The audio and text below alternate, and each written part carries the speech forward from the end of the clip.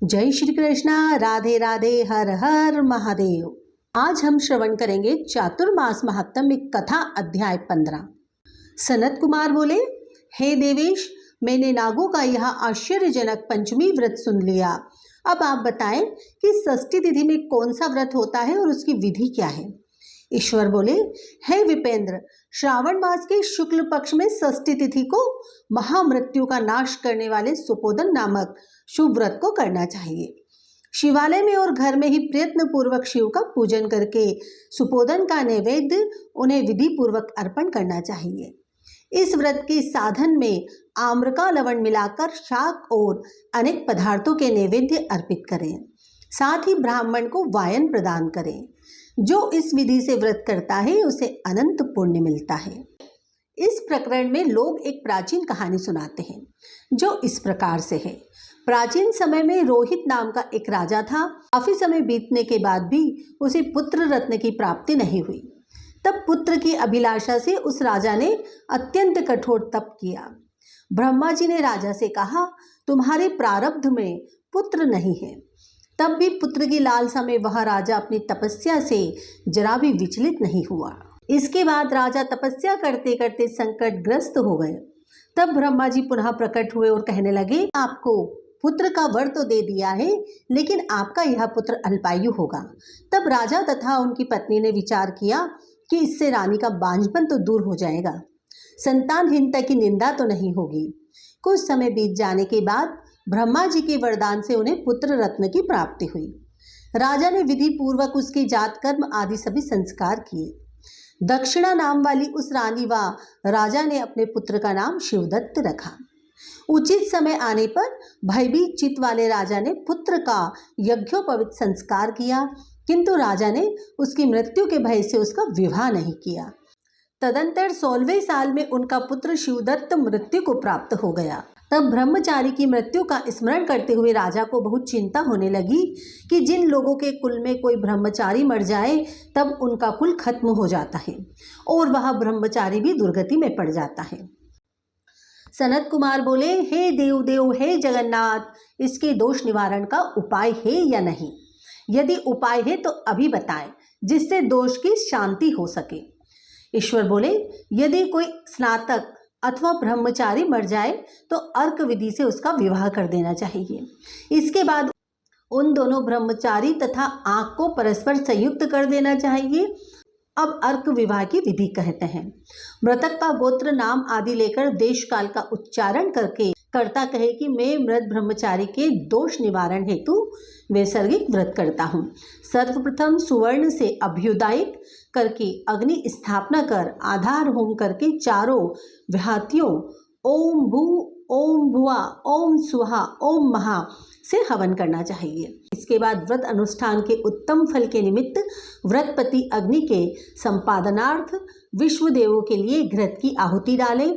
उसके बाद शिष्टकृत होम करके अवशिष्ट होम संपन्न करें। पुनः देश काल का उच्चारण करके इस प्रकार बोले, मैं अर्क विवाह करूँगा। उसके बाद स्वर्ण से अभ्युदय कृत्य करके अर्क शाखा तथा मृतक की देह को तेल तथा हल्दी से लिप्त करके पीले सूत से वेष्टित करे और पीले रंग के 2 वस्त्रों से उन्हें ढक दे। इसके बाद अग्नि स्थापना करे और विवाह विधि में प्रयुक्त योजक नामक अग्नि में आधार होम करे। वह अग्नि के लिए आज्य होम करे। उसके बाद चारों विहतियों से ओम भू, ओम भुआ, ओम सुहा, ओम महा बृहस्पति तथा कामदेव के लिए आहुति प्रदान करें। पुनः घृत से शिष्टकृत होम करके संपूर्ण हवन कर्म समाप्त करें। उसके बाद आग की डाली तथा मृतक के शव को विधि पूर्वक जला दें। मृतक अथवा मिय व्रत के निमित्त 6 वर्ष तक इस व्रत का अनुष्ठान करना चाहिए। इस अवसर पर 30 ब्रह्मचारियों को नवीन कोपिन वस्त्र प्रदान करना चाहिए और हस्त प्रमाण अथवा कान तक लंबाई वाले दंड तथा कृष्ण मृग चर्म भी प्रदान करना चाहिए। उन्हें चरण पादुका, छत्र, माला, गोपी चंदन, प्रवाल मणि की माला तथा अनेक आभूषण समर्पित करना चाहिए। इस विधान से व्रत करने पर कोई भी विघ्न नहीं होता है। ईश्वर बोले, ब्राह्मणों से यह सुनकर राजा ने मन में विचार किया कि यह अर्क विधि तो मुझे गौण प्रतीत होती है। मुख्य नहीं, क्योंकि कोई भी व्यक्ति मरे हुए को अपनी कन्या नहीं देता है। मैं राजा हूँ, अतः मैं उस व्यक्ति को अनेक रत्न तथा धन दूंगा जो कोई भी उसकी वधू के रूप में अपनी कन्या प्रदान करेगा। उस नगर में एक ब्राह्मण था। उस समय वह किसी दूसरे नगर में गया हुआ था। उसकी एक सुंदर पुत्री थी जिसकी माता की मृत्यु पहले ही हो चुकी थी। ब्राह्मण की दूसरी भी पत्नी थी जो ब्राह्मण की पुत्री के प्रति बुरे विचार रखती थी तथा दुष्ट मन वाली थी। कन्या 10 वर्ष की तथा दीन थी और अपनी सौतेली माता के अधीन थी। अतः सौतेली माता ने द्वेष तथा अत्यधिक धन के लालच में 1 लाख मुद्रा लेकर उस कन्या को मृतक राजकुमार के लिए दे दिया। कन्या को लेकर राजा के लोग नदी के तट पर शमशान भूमि में राजकुमार के पास ले गए और शव के पास उसका विवाह कर दिया। इसके बाद विधान पूर्वक शव के साथ कन्या का योग करके जब वे जलाने की तैयारी करने लगे तब उस कन्या ने पूछा, हे सज्जनों, आप लोग यहाँ क्या कर रहे हैं? तब वे सभी दुखित मन से कहने लगे कि हम लोग तुम्हारे इस पति को जला रहे हैं। इस पर भयभीत होकर बाल स्वभाव के कारण रोती हुई उस कन्या ने कहा, आप लोग मेरे पति को क्यों जला रहे हैं? मैं जलाने नहीं दूंगी। आप लोग सभी यहाँ से चले जाइए, मैं अकेली ही यहाँ बैठी रहूंगी और जब ये उठेंगे तब मैं अपने पति के साथ चली आऊंगी। उसका हट देखकर दया के कारण दीन चित्त वाले कुछ भाग्यवादी वृद्धजन कहने लगे, अहो, होनहार भी क्या होता है, इसे कोई भी नहीं जान सकता। दोनों की रक्षा करने वाले तथा कृपालु भगवान ना जाने क्या करेंगे। सोत की पुत्री का भाव रखने के कारण सौतेली माता ने इस कन्या को बेचा है, अतः संभव ही भगवान इसके रक्षक हो जाए।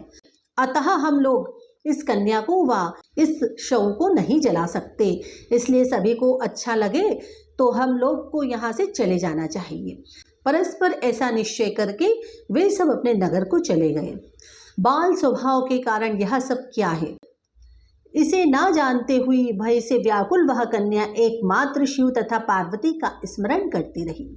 उस कन्या के स्मरण करने से सब कुछ जानने वाले तथा दया से पूर्ण हृदय वाले शिव पार्वती शीघ्र ही वहां आ गए। नंदी पर विराजमान उन तेज निधान शिव पार्वती को देखकर उन देवों का न जानती हुई भी उस कन्या ने पृथ्वी पर दंड की भांति पकड़कर प्रणाम किया। तब उसे आश्वासन प्राप्त हुआ कि पति से तुम्हारे मिलने का समय अब आ गया है।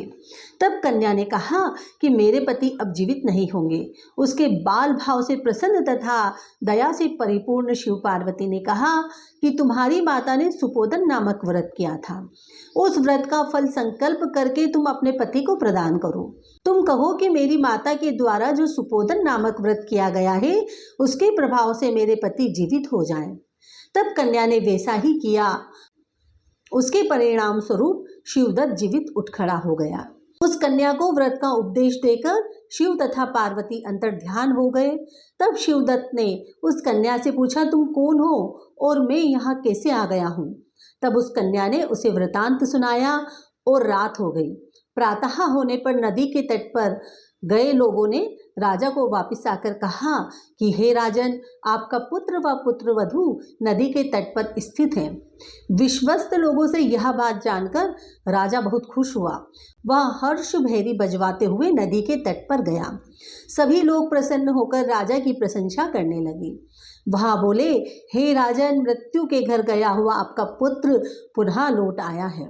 इस पर राजा पुत्रवधू की प्रशंसा करने लगे और बोले कि लोग मेरी प्रशंसा क्यों कर रहे हैं? प्रशंसा के योग्य तो यह वधू है। मैं तो भाग्यहीन तथा अधम हूँ। धन और सौभाग्यशालिनी तो यह पुत्र वधू है, क्योंकि इसी के पुण्य प्रभाव से मेरा पुत्र जीवित हुआ है। इसी प्रकार अपनी पुत्र वधू की प्रशंसा करके राजा ने दान तथा सम्मान के साथ श्रेष्ठ ब्राह्मणों का पूजन किया और ग्राम से बाहर ले जाए गए मृत व्यक्ति के पुनः ग्राम में प्रवेश कराने से संबंधित शांति की विधि को ब्राह्मणों के निर्देश पर विधि पूर्वक संपन्न किया। हे वत्स, इस प्रकार मैंने आपसे यह सुपोदन नामक व्रत कहा। इसे 5 वर्ष तक करने के अनंतर उद्यापन करना चाहिए। पार्वती तथा शिव की प्रतिमा का प्रतिदिन पूजन करना चाहिए और प्रातःकाल आम के पल्लवों के साथ चरु का होम करना चाहिए। साथ ही नैवेद्य तथा वायन अर्पित करना चाहिए।